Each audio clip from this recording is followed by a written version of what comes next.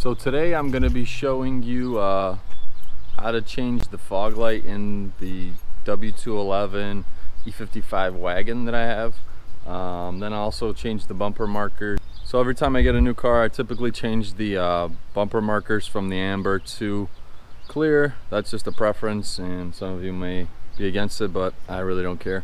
So I'm going to be doing that today, and let me show you guys the seats that I installed.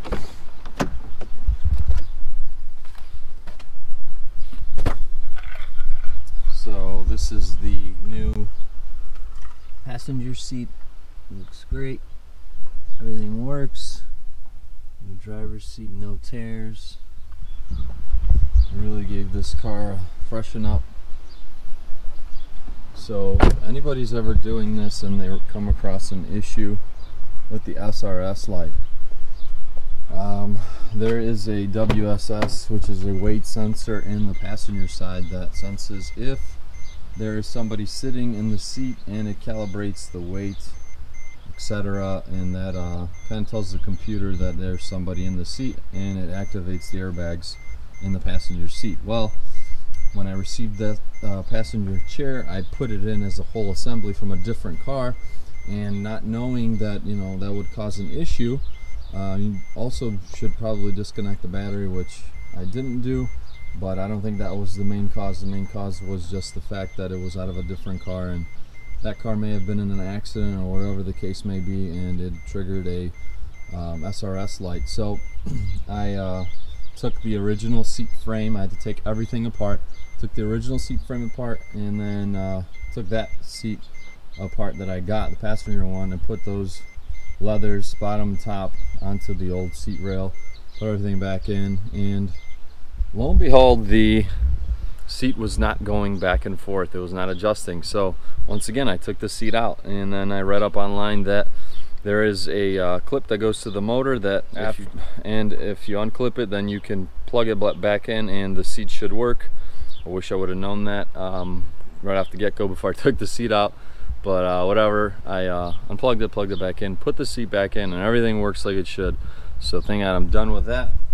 And I'm just waiting on a few miscellaneous parts. Obviously this cover is just temporary. Those typically break. I ordered a brand new one from the dealer. I ordered new AMG door sills. I just put a temporary one. Even the plastic ones I ordered. I got both the fronts. Rears are still good, so I didn't replace those, but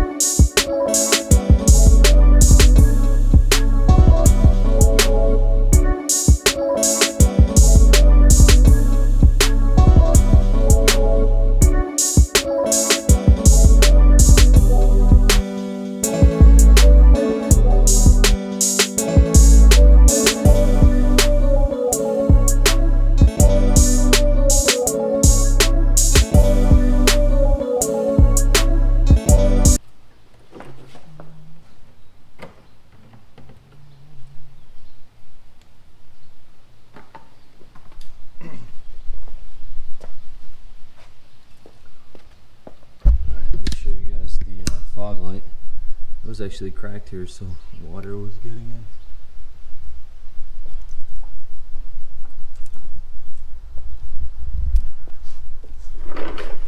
So I'll show you, there's just two 8mm bolts that are being held, that are holding the fog light here and here, and a plug. And you have to take the underbelly pan off. It looks like I don't even have one, so it's another thing I gotta buy. Here's the fastener right there, another one here, and the plug right here. Press this, unplug it, And slide the new one in.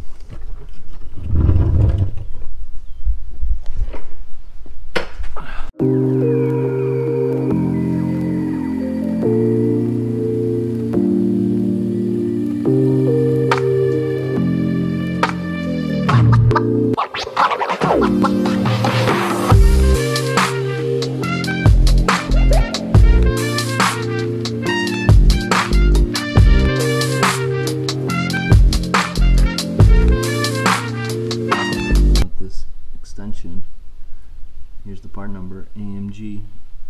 There are so many unnecessary parts that are marked AMG on this car.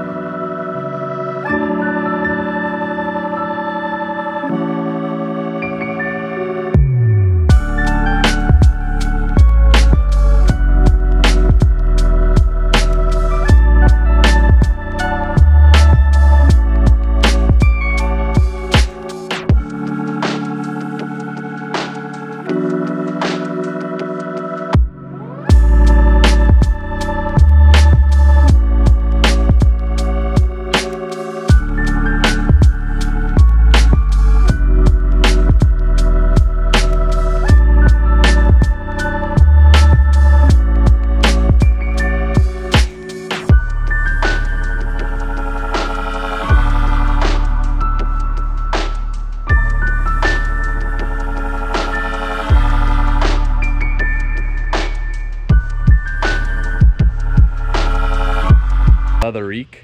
It's a step, it's about like a 2-3 step process. So first what you have to do is you have to make sure you're doing this on a hot day, and the leather has to be vacuumed and cleaned out very nicely, all the cracks and crevices, clean out all the debris that's in there. And then after that you can go ahead and apply the rejuvenating oil, and you can either wear gloves or you can do this with your bare hands, and you want to massage it into the creases, into the cracks, and massage the leather as if you're putting lotion on your hands essentially. Once you're done with that step, you're going to go ahead and let the car sit in direct sunlight. So it's better to start in the morning and let it sit throughout the day, a few hours, and then you know, the longer the better. So whatever your preferences or your timeline, if you need the car, then do it sooner, but I'm gonna let it sit for a few hours in the sun. Then I'll cover the seat with a black plastic bag to get it a little bit hotter and extract all the dirt. And then once that step is done, what the oil does, it kind of extracts all the dirt and all the stuff that's been locked up inside the dried up leather. And the cleaner that you use, you apply that and wipe it off, and that'll clean the seats up and give them that matte original look from factory. So this is really a nice thing to do to any car that you own. If you haven't, you know, maintained the seats properly and you have leather interior, then I highly recommend this product. So let's go ahead and take a look at the seats to show you the condition that they are presently in. So here's the seats. There's some dirty spots here. It's a little bit oily, and what this stuff does, it kind of gives them a matte finish and makes them, you know, look like new. And you could apply this stuff to any leather parts on the car. This part here is leather, so I could apply it to that, let it sit, and let's take a look at the passenger seat and the back seat. So here I'll do this on this trim and here, and then I'll do it on the passenger seat. The passenger seat isn't that bad, but you want to see, you want to give this spot here that typically cracks on the E55s some nice care, so that you prevent it from getting any worse. And the back seats, same goes for the back seats. See, they're a little bit dried up, and might even get out some of these creases that are here from sitting with the seats folded. And you could do the back pouches as well. It is safe to use on vinyl, so if you get some on there, it's not a big deal. And you could also use it on vinyl parts, and I'll put it on these parts in the back, and then I'll apply it to the third row seating as well. So these this stuff should make this car look a lot fresher. So let's get started. And here's the product that you want to buy. It is Leathereek Rejuvenator. Here's their website, www.leathereek.com. And then I also have the Pristine Clean. That is the second step. And then you want to use a nice brush to get into the cracks. And when you're doing that, so you get everything looking nice and pretty.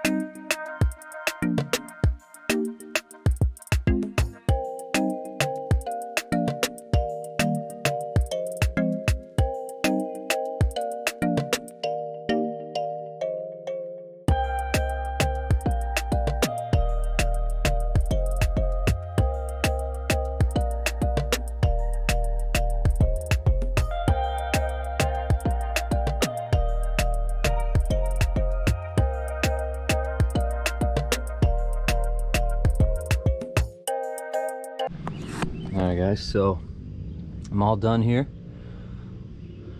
Applied it to every spot that I wanted to. And you're gonna get a ghetto shine on this. I know some people love to do the extra shine on their dashboards. Well, this one's for you. Can't get any extra shine than this. Even got the steering wheel. You can get the leathers on the steering wheel. Some of the spots with the vinyl where you put your arm, where there might be some dirt. And yeah, so I'll cover the driver's seats with garbage bags, and I'll let it sit in the sun, and then I'll do the next step. So stay tuned for the next step. These should turn out really clean. All right, so I just put the bags over the seats, covered them all up, let them suffocate and kind of get the debris out of there, and then I'll put one over the steering wheel once I'm done moving the cars. Alright guys, so the next day after, and I've already sprayed down and wiped down the seats. Take a look at these. They look like new. Did the steering wheel too. Took off all that grease. Let me show you how much dirt this stuff takes off. Look at this. This is all dirt. So I put a spray nozzle onto the cleaner, and you just spray it on. Take a clean rag and just wipe it off. And look at that. You can go over it several times.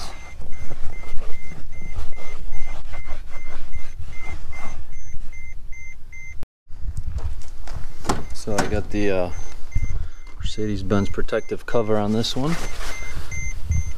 because I had my brother sitting in here and he was dirty.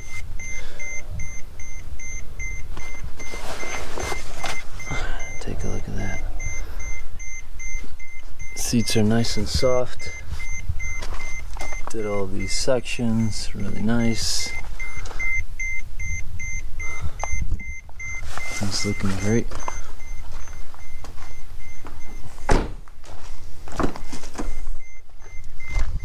Probably go over these seats one more time and everything else.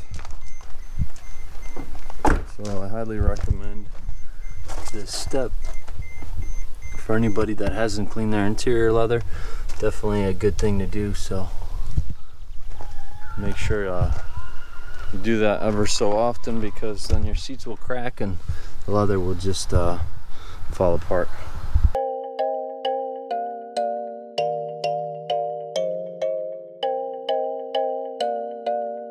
So thanks for tuning in. Make sure to comment down below, like the video, and subscribe to my channel if you haven't already, and see you next time. Take care.